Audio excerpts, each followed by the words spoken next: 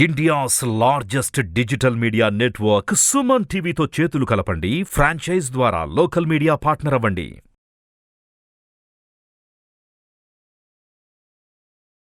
నమస్తే సురేష్ గారు. నమస్కారం అండి ఉషా గారు.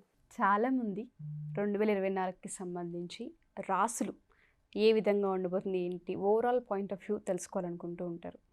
కుంభరాశి వారికి ఈ నూతన సంవత్సరం ఏ విధంగా ఉండబోతుంది, ఏ ఏ విషయాల్లో జాగ్రత్తలు వహించాలి అంటారు? యాక్చువల్గా ప్రతి ఒక్కళ్ళు వాళ్ళ జాతకాన్ని వాళ్ళు చూసుకోవాల్సిన ఇంపార్టెన్స్ ఎంతైనా ఉంటుందండి. అట్లీస్ట్ ఇయర్లీ వన్స్ వాళ్ళ వర్షఫలం ఎలా ఉంది, రాశి ఫలం ఎలా ఉంది, తర్వాత వచ్చేటప్పటికి ఇవన్నీ చూసుకొని దానికి అనుగుణంగా they have to take the decisions properly అండి. ఎక్కడెక్కడైతే సెన్సిటివ్ పాయింట్స్ ఉన్నాయో ఆ పాయింట్స్ని వదిలేయటం, ఎక్కడైతే మనకు స్ట్రెంత్గా ఉందో అటు ముందుకు వెళ్ళటం, ప్లాన్ చేసుకోవటం, ఇవన్నీ ప్రతి ఒక్కరికి మనకి యూజ్ అవుతుందండి. అందుకని చెప్పి మనమే కాదు, మనుషులే కాదు, ఈవెన్ దేవతలు కూడాను వాళ్ళ రాశి ఫలాలు వాళ్ళు చూసుకుంటారండి. సో వాళ్ళ యొక్క ఈ నవగ్రహాల యొక్క ఇంపాక్ట్ ఈవెన్ దేవతలకు కూడా ఉంటుంది అని చెప్పేసి మనం ఎన్నో కథలు పురాణాలు చూస్తూ ఉంటామండి.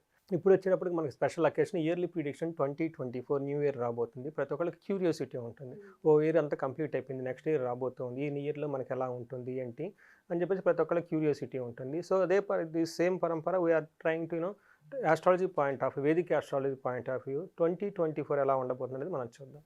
సో ఇది వచ్చేటప్పటికి మనకి కుంభరాశి వాళ్ళకి వచ్చేటప్పటికి ధనిష్ట 3-4 పాదాలు, తర్వాత వచ్చేటప్పటికి శతభిషం 1-2-3-4 పాదాలు, తర్వాత 4 పాల్గొని 1-2-3 పాదాలు ఈ రాశుల్లో పుట్టిన వాళ్ళకి మనకి కుంభరాశిగా చెప్పుకుంటాం. ఆ తర్వాత వచ్చేటప్పటికి పేర్లు వచ్చేటప్పటికి మొదటి అక్షరం ఉన్న వాళ్ళకి కూడాను మనం వాళ్ళ పేరు బలాన్ని బట్టి కొంత చూసే ఒక ఆచారం కూడా మనకు ఉంది, ఒక పద్ధతి. ఆ అక్షరాలు వచ్చేటప్పటికి మనకి గు, గే, గో, సా, సి, సు, సే, సో, ద ఈ అక్షరాలు పేర్లతో మోరార్లెస్ ఆ సౌండ్తో ఉన్న వాళ్ళకి కూడాను మన కుంభరాశి కింద వస్తారని చెప్పుకోవచ్చు అనమాట.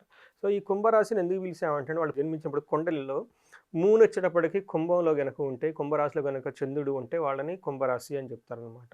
సో అందుకే అది ఆ రాశిలో ఉండటం వలన ఏమవుతుందంటే చంద్రుడు వాళ్ళకి బై డిఫాల్ట్ కొన్ని మెంటల్ ఫ్యాకల్టీని ఇస్తాడనమాట. అవి ఏమి ఇస్తారంటే కుంభస్తే గతశీలవాన్ బుధ జనద్వేషీ చ విద్యాధికో అని చెప్పేసి సాంస్క్రిట్లో ఒక వర్డ్ చెప్తారనమాట. ఎవరికైతే కుంభరాశిలో కనుక చంద్రుడు ఉంటే వాళ్ళు పుట్టడంతో ఈ ఫ్యాకల్టీస్ పుడతారు అని చెప్పేసి. దానికి మీనింగ్ ఏముంటేనండి, చంద్రుడు ఉండటం వల్ల వాళ్ళకి ఏమవుతుందంటే అండి out of the box, out of the way వాళ్ళు వెళ్ళిపోయి కొన్నిసార్లు పనిచేస్తూ ఉంటారు. సో దానికి తర్వాత ఏమంటే పండితులు ద్వేషి, కొన్నిసార్లు హైలీ ఎడ్యుకేటెడ్గా ఉండి ఎవరైనా మన మంచి సలహా ఇచ్చినా కానీ వాళ్ళు దాన్ని కేర్ చేయరు. వాళ్ళ ఓన్గా వాళ్ళు వెళ్ళి ఎక్స్పెరిమెంట్ చేసి వాళ్ళ ఓన్గా వెళ్ళాలనుకునే మనస్తత్వం అనమాట. ఒక రకంగా అది మంచిది, ఒక రకంగా అది మంచిది కాదు. ఇన్నోవేటివ్ పర్స్పెక్టివ్లో అవుట్ ఆఫ్ బౌండరీ వెళ్తే ఇన్నోవేషన్ వస్తుంది, లేదంటే ట్రాడిషన్గా వెళ్తే కనుక మంచోడు అంటారు కానీ రిజల్ట్ రాకపోతే. సో ఏదో ఒక చోట మనం వీళ్ళు బ్యాలెన్స్ చేసుకుంటూ లైఫ్ని వెళ్తూ ఉంటారు. అంతేకాకుండా వీళ్ళు విద్యావంతులు, బాగా హైలీ ఎడ్యుకేటెడ్, చాలా వాళ్ళు చిన్న జాబ్ చేస్తున్నా కానీ వాళ్ళ ఎడ్యుకేషన్ చాలా ఎక్కువగా ఉంటుంది అన్నమాట కుంభరాశిలో ఉన్న వాళ్ళకి. ఈ సంవత్సరం వచ్చేటప్పటికి 2024 వాళ్ళది ఎలా ఉందంటేనండి, ఫస్ట్ వీళ్ళకి ఏలినాటి శని నడుస్తూ ఉందండి. సో ఏలినాటి అది కూడా వీళ్ళకి బాగా పీక్ స్టేజ్లో ఉందన్నమాట. పీక్ స్టేజ్లో ఉండటం అంటే శని వాళ్ళు కరెక్ట్గా నెత్తి మీద కూర్చున్నారు అని చెప్పాలన్నమాట. సో అందువల్ల ఏమవుతుందంటే వాళ్ళకి బాగున్న టైంలో చాలా బాగుంది, బాగాలేని టైంలో చాలా బాగలేదు. సో చాలా బ్యాలెన్స్డ్గా చేసుకుని 1-2 సార్లు ఆలోచించి చూడాల్సిన అవసరం సిచ్యువేషన్ వీళ్ళకి ఉందన్నమాట. సో ఎనీవే బ్రాడ్గా వాళ్ళ డీటెయిల్ చూసే ముందు వాళ్ళకి ఏం చెప్తుంటే ఏలినాటి శని రెండో పీక్ స్టేజ్లో ఉండటం వల్ల వాళ్ళు ఏది హెవీగా ఇన్వెస్ట్మెంట్ చేసేవన్నీ ఏమీ చేయకూడదు, ఆపుకోవాలంటే మంచిది, ఫినాన్షియల్గా దెబ్బతినకుండా. అవును. తర్వాత న్యూ ప్రాజెక్ట్స్ ఏదన్నా మనం ఎక్స్పెరిమెంట్ చేద్దాం అనుకునే యాటిట్యూడ్స్ అయితే ఉండకూడదు. 3 స్మార్ట్ వర్క్ చేద్దాం, కష్టపడకుండా ఇలా అలా రొటేషన్ చేసి ఇలా అలా చేద్దాం అనుకున్నా కూడా చేయకూడదు, ఎందుకంటే శనికి అలా చేస్తే నచ్చదనమాట. సో వాళ్ళకి ఆకాశంలో తేలిపోతే ఏదేదో మాట్లాడుకొని ఎక్కడెక్కడ ప్లాన్లు పెడితే అవన్నీ వర్కౌట్ కాదు. వాళ్ళు bottom of the ground touch చేయాల్సిందే, చెప్పులు తీసేసి కాళ్ళ మీద నడవాల్సిందే, 1కి 10 సార్లు తిరిగి వర్క్ చేయించుకోవాల్సిన పరిస్థితి వాళ్ళది. సో ఈ క్రమంలో వాళ్ళకి ఇన్సల్ట్ రావచ్చు, అవమానం రావచ్చు, ఇవన్నీ చేయొచ్చు. సో వాటిని అన్నింటిని పట్టించుకోకుండా వాళ్ళు జాగ్రత్తగా వర్క్ చేసుకోవాల్సిన సంవత్సరం వాళ్ళది. సో ఇప్పుడు డీటెయిల్స్కి వెళ్ళాం అనుకోండి, టెక్నికల్గా కుంభరాశిలో వాళ్ళు ఉన్న రాశిలోనే శని భగవానుడు ఉన్నాడు. సో ఈ సంవత్సరం అంతా వాళ్ళు అక్కడే ఉంటారు. అది ఒక మంచి ఆస్పెక్ట్, ఎందుకంటే శనికి అది ఉచ్చ స్థానం కాబట్టి మిగతా రాశులకి పెట్టినంత కష్టం వీళ్ళకి రాశికి పెట్టరాదు, ఎందుకంటే సొంత రాశి ప్లస్ ఉచ్చ స్థానంలో ఉండటం వల్ల. రెండోది వచ్చేటప్పటికి రాహు వచ్చేటప్పటికి 2nd హౌస్లో ఉన్నాడు. ట్రాన్సిట్ ప్రకారం రాహు మంచిది కాదు వాళ్ళకి, ఫైనాన్షియల్గా కానీ ఫ్యామిలీ రిలేటెడ్ ప్రాబ్లమ్స్ కానీ ఉంటుంది. మా జన్మ కుండలిలో రాహు వేరు, ఇక్కడ కుండలిలో వచ్చే రాహు వేరు అనమాట. ఇక్కడ వచ్చి నెగెటివ్ ఎఫెక్ట్స్ ఇస్తా ఉంటారనమాట. థర్డ్ జూపిటర్ వచ్చేటప్పుడు థర్డ్ హౌస్లో ఉన్నారు, కొంచెం బాగుంటుంది. బట్ వీళ్ళకి బాగా ప్రొటెక్ట్ చేసేది ఎవరంటే ప్రస్తుతానికి జూపిటర్.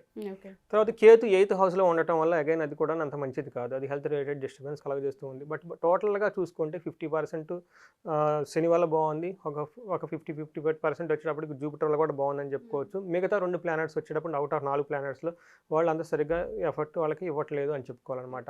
సో వీళ్ళు కొంచెం బ్యాలెన్స్డ్ చేయాల్సిన టైం. సో ఫస్ట్ హౌస్లో శని ఉండటం వల్ల ఏమవుతుందంటే వాళ్ళకి ఏదైనా పని చేస్తే అవుట్కమ్ ప్రాపర్గా వస్తుంది, అది ఒక బెనిఫిట్ వాళ్ళ రాశి అధిపతి రాశిలో ఉండటం వల్ల. రెండోది వాళ్ళకి చాలా మంచి స్ట్రెంగ్త్ ఉంటారు, వాళ్ళు మాట్లాడిన మాటలు కానివ్వండి, తర్వాత వాళ్ళు ఏదైనా డెసిషన్స్ కానివ్వండి బాగా మంచి రిజల్ట్స్ వస్తాయి.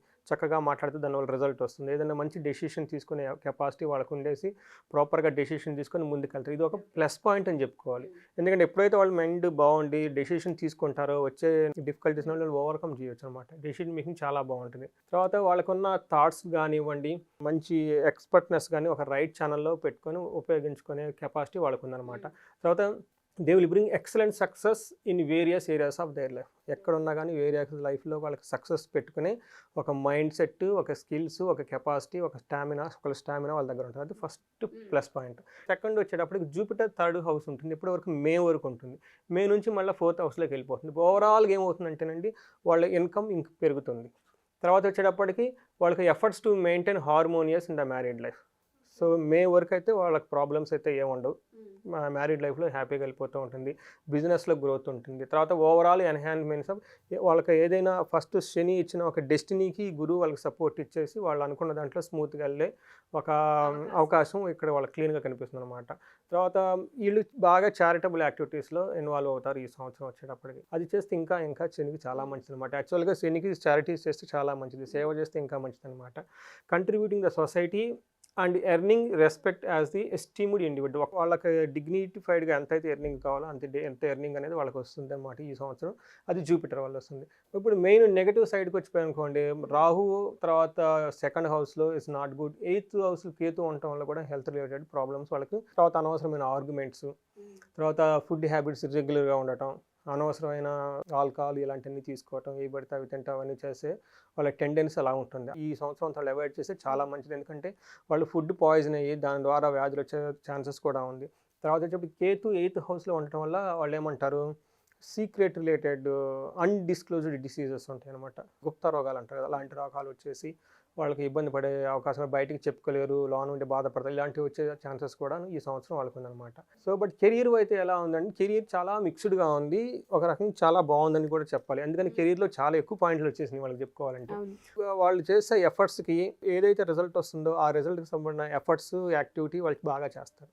అది ఫస్ట్ రిజల్ట్. ఎందుకంటే కొంతమంది మనం ఇది అచీవ్ అవ్వాలి, ఇది ఏం చేయాలో కూడా మనకు, బట్ లక్కీగా ఏమంటే ఇది నేను అచీవ్ కావాలి కాబట్టి దానికి సంబంధించిన కెపాసిటీ, టాలెంట్ నా దగ్గర ఉంది, యాక్టివ్గా వర్క్ చేసే కెపాసిటీ నా దగ్గర ఉంది. నెక్స్ట్ ఇప్పుడు colleagues at work support them. ఇది మంచి ఇంపార్టెంట్ పాయింట్. మనం టీం వర్క్ చేసుకునేటప్పుడు ఆఫీస్లో మన కొలీగ్స్ మనకు సపోర్ట్ చేయకపోతే అది ప్రాబ్లమ్. ఇక్కడ ఏమవుతుందంటే కొలీగ్స్ వీళ్ళకి సపోర్ట్ చేస్తారు. శని 10th హౌస్ని కూడా చూడటం వల్ల 10th హౌస్ మనకు వచ్చేటప్పటికి కర్మాధిపతి శని అవటం వల్ల అందుకు సంబంధించిన వర్క్లో ఏదైనా ఒక ఎఫర్ట్ పెడితే దానికి సంబంధించిన సక్సెస్ వస్తుంది, బాగుంటుంది. సిగ్నిఫికెంట్ జాబ్కి సంబంధించిన ఏదైనా సరే సిగ్నిఫికేషన్ కంట్రిబ్యూషన్ ఆ మొత్తం బాగా వచ్చేసి బాగుంటుంది అని చెప్పాలన్నమాట. దానివల్ల ఏమవుతుందంటే వాళ్ళకి రివార్డ్స్ వస్తాయి, పొజిషన్స్ వస్తుంది, ప్రొఫెషన్లో ఒక ప్రమోషన్ కూడా వచ్చేస్తుంది అనమాట. తర్వాత వచ్చేప్పటికి కెరియర్ని బాగా ఉన్నతంగా ప్రమోట్ చేసే ఇయర్ అని వాళ్ళకి చెప్పుకోవాలి. Career wise is the best అని కెరియర్కి మాత్రం ఈ ఇయర్లో చాలా బాగుందని చెప్పాలి. తర్వాత వచ్చేటప్పటికి వాళ్ళకి ఒక ఫిబ్రవరి టు మార్చిలో ఫారిన్ ఆపర్చునిటీస్ కానీ హై ప్రెషర్తో ప్రమోషన్స్ కానీ వచ్చే ఛాన్సెస్ కూడా ఉందన్నమాట. తర్వాత వచ్చేటప్పటికి జనవరి అంటే వచ్చే జనవరిలోనే వాళ్ళకి మంచి ప్రమోషన్స్ కూడా ఛాన్సెస్ కూడా ఉందన్నమాట. ఇప్పుడు జూలై ఆగస్టులో వచ్చేటప్పటికి వాళ్ళకి ప్రమోషన్స్ కానీ ఏదైనా ఇన్సెక్యూరిటీ జాబ్ ఉంటే ఆ జాబ్ కానీ వచ్చే ఛాన్సెస్ ఉంది. టోటల్గా ఫారిన్ ఆపర్చునిటీ, వాళ్ళ ఎఫర్ట్స్కి రెస్పెక్ట్ వస్తుంది, తర్వాత వాళ్ళ కొలీగ్స్ సపోర్ట్ ఇస్తారు. మనం ఏ ప్రకారంగా చూసుకున్నా కెరీర్ వైజ్ బాగుంది అని చెప్పుకోవాలి, బాగుంది అని చెప్పుకోవాలి. నెక్స్ట్ వచ్చే హెల్త్ విషయం వచ్చేటప్పటికి వీళ్ళకి కేతు రాహు ఉండటం వల్ల వాళ్ళు ఏమంటారంటే బ్యాడ్ హ్యాబిట్స్కి అయ్యే ఒక ఆపర్చునిటీ ఎక్కువ ఉందన్నమాట. అంటే టూ మచ్ ఆల్కహాల్ తీసుకోవటం కానీ, ఏది పడితే అది ఫుడ్ తినేయటం, అంటే మంచి చెడుని ఆలోచించుకుంటే ఫుడ్ తిని పాయిజనస్ అయిపోయి దాని ద్వారా హెల్త్ ఇష్యూస్ వాళ్ళకి చాలా ఎక్కువ ఉంది అనమాట 2nd హౌస్లో రాహు ఉండడం వల్ల. తర్వాత వచ్చేటప్పటికి కేతు 8th హౌస్లో ఉండడం వల్ల అగైన్ గుప్త రాగాలు వచ్చే ప్రాబ్లం కూడా ఉంది. అవి కూడాను చాలా సీరియస్గా వచ్చే ఛాన్సెస్ కూడా ఉందన్నమాట. 2-3 కారణాల వల్ల వీళ్ళు హెల్త్లో చాలా కేర్ఫుల్గా ఉండాల్సిన సంవత్సరం అని మనం చెప్పాలి. టు అవాయిడ్ దట్ వాళ్ళకి ఏం చేయాలంటేనండి, మంచి హెల్తీ ఫుడ్ తీసుకోవాలి. ఎక్కువ రోజులు ఫాస్టింగ్ కూడా ఉండాలి. ఏది పడితే అంత తినకూడదు. ఇంటి ఫుడ్డే తినాలి. ఇది మెయిన్ మోస్ట్ ఇంపార్టెంట్. సెకండ్ వచ్చేటప్పుడు రెగ్యులర్గా యోగా, మెడిటేషన్, సూర్య నమస్కారాలు చేయాలన్నమాట. ఎందుకంటే వీళ్ళకి ఒక పర్టికులర్ టైంలో హార్ట్ అటాక్ వచ్చే ఛాన్సెస్ కూడా ఉంది ఒక పర్టికులర్ టైంలో. అందుకని చెప్పేసి మనకి ఎప్పుడైతే ఈ సూర్య నమస్కారాలు చేస్తామో ఇట్ నల్లిఫైస్ ది సూర్య భగవాన్ యొక్క నెగిటివ్ ఇన్ఫ్లుయెన్స్ అనమాట. సో ఇది చాలా ఇంపార్టెంట్ అండి హెల్త్ రిలేటెడ్. తర్వాత ఫ్యామిలీ రిలేషన్షిప్స్ వచ్చేటప్పటికి ఎలా ఉందంటేనండి, ఇంట్లో వాళ్ళతో బేసికల్గా వీళ్ళు మంచి రిలేషన్షిప్ మెయింటైన్ చేస్తారు. అందులో ప్రాబ్లం ఏమీ లేదనమాట. తర్వాత సిబ్లింగ్స్తో కూడా మంచి రిలేషన్షిప్స్ మెయింటైన్ చేస్తూ ఉంటారు. అక్టోబర్, నవంబర్, డిసెంబర్లో వచ్చేటప్పటికి father related issues, health issues వస్తాయి. అంటే వీళ్ళు బాగుంటారు, కానీ ఇంట్లో వాళ్ళకి ప్రాబ్లం రావడం వల్ల అది వీళ్ళకి ప్రాబ్లం అవుతుంది.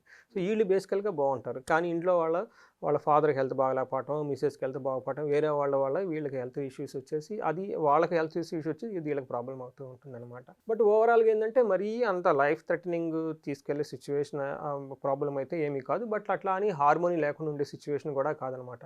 బట్ బేసికల్గా హెల్త్ రిలేటెడ్ ఇష్యూస్ ఫాదర్కి అక్టోబర్, డిసెంబర్లో చూపిస్తుంది. సిబ్లింగ్స్తో బాగుంటారు.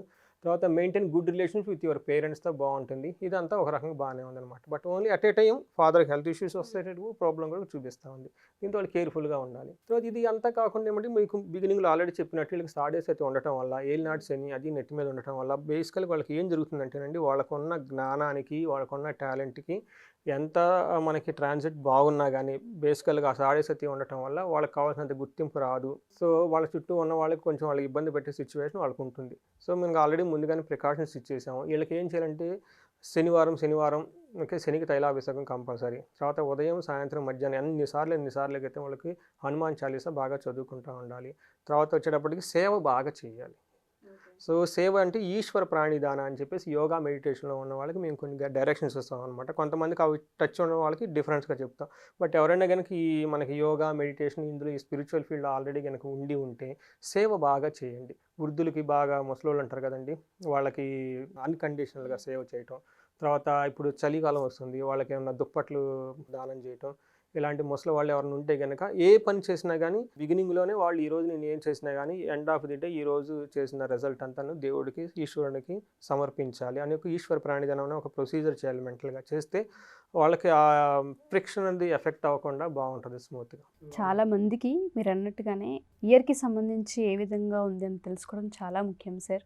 ఎస్పెషల్లీ మీరు చెప్పారు వాళ్ళకి ఏలినాటి శని నడుస్తుంది కాబట్టి వ్యాపార రీత్యా పెట్టుబడుల విషయంలో కాస్త జాగ్రత్త తీసుకుంటే మిగతా విషయాలన్నీ కొంచెం బాగానే కనిపిస్తున్నాయి. ఒక ఫైనాన్షియల్ మ్యాటర్లో మాత్రం కేర్ తీసుకోగలిగితే నిజంగా కుంభరాశి వారికి ఈ సంవత్సరం బాగుందనే చెప్పుకోవచ్చు. ఎవరైనా సరే పర్సనల్గా వచ్చి మిమ్మల్ని కనుక మీట్ అయ్యి జాతక రీత్యా మాకు ఇంకొన్ని డౌట్స్ ఉన్నాయి, లేదా రిలేషన్స్కి సంబంధించి చిన్న ఇష్యూస్ అవుతున్నాయి, ఒకసారి మా జాతకం చూసుకోవాలనుకుంటున్నాం, అపాయింట్మెంట్ కావాలి అనుకుంటే మనం టైం తీసుకునే అవకాశం ఉంటుంది అంటారు. అవునండి, ఇది జనరల్గా మనం చెప్పుకుంటామండి. దీన్ని ట్రాన్సిట్ రిజల్ట్స్ అంటారు. దీనిపైన మనం దశాభుక్తి కూడా చూస్తాం. ఇది కాకుండా ఇండివిడ్యువల్గా వాళ్ళ వర్ష ఫలం ఉంటుంది. సో వాళ్ళు డిఫరెంట్ డేట్స్లో పుట్టుంటారు కదా, ఆ డేట్స్ ప్రకారం ఇండివిడ్యువల్గా వాళ్ళకి ఉండే నక్షత్రం, వాళ్ళ ట్రాన్సిట్ చార్ట్ని కనుక చూస్తే ఇంకా క్లారిటీ వస్తుంది. సో అది యాక్యురేట్గా చెప్పవచ్చు. ఇది వచ్చేటప్పుడు మనకు బ్రాడ్గా ఒక హయ్యర్ లెవెల్లో ఒక 30-40% ఒక ఇండికేషన్ ఇస్తుంది. బట్ ఇండివిడ్యువల్గా చూసినప్పుడు చాలా మైన్యూట్ డీటెయిల్స్ ఇవ్వచ్చు. సో కొంతమంది అక్యూట్ ఇష్యూస్ ఏమైనా ఫేస్ చేస్తున్నా కానీ, కోర్ట్ ఇష్యూస్ కానీ, హెల్త్ ఇష్యూస్ కానివ్వండి, ప్రమోషన్ రావట్లేదు, అన్ఎక్స్పెక్టెడ్గా డిస్టర్బెన్స్ వచ్చినాయి, అలాంటి వాటిని సాఫీగా పోతున్నప్పుడు it's okay, well and good, let them go it. But ఈ టైప్ ఆఫ్ డిస్టర్బెన్స్ ఏమైనా ఉన్నా డిస్పైట్ ఆఫ్ దిస్, సో వాళ్ళు మనం కనెక్ట్ అయితే మనం వాళ్ళకి ఆస్ట్రాలజికల్గా కౌన్సిలింగ్ చేసి వాళ్ళకి కావాల్సిన రెమెడీస్ ఏమేమి చేయాలి, ఏమేమి చేయకూడదు మనకు చెప్పొచ్చండి. థ్యాంక్ యూ అండి, thank you so much. Thank you అండి ఉషా గారు. సో ఎవరైనా సరే మా ఈ ఎపిసోడ్ కనుక చూస్తే ఒకసారి సురేష్ గారి అపాయింట్మెంట్ కనుక తీసుకోవాలి అనుకుంటే, రాబోయేది కొత్త సంవత్సరం కాబట్టి ఈ సంవత్సరం జాతక రీత్యా, రాశి రీత్యా, నక్షత్ర రీత్యా ఏ విధంగా ఉండబోతుంది, ఏ విషయాల్లో జాగ్రత్తలు వహించాలి, మేము ఏం చేస్తే బాగుంటుందని చాలామంది అడుగుతూ ఉంటారు. వాళ్ళందరికీ సంబంధించి అపాయింట్మెంట్ తీసుకోవడానికి సురేష్ గారు అయితే అవైలబుల్గా ఉంటారు. ఎవరికైనా డీటెయిల్స్ కావాలనుకున్నా, అపాయింట్మెంట్ తీసుకోవాలి అనుకున్నా కింద కొడుతున్న కాంటాక్ట్ నెంబర్ని కాంటాక్ట్ చేస్తే సురేష్ గారి టీం మీకు పూర్తి వివరాలు అందిస్తారు. Thank you.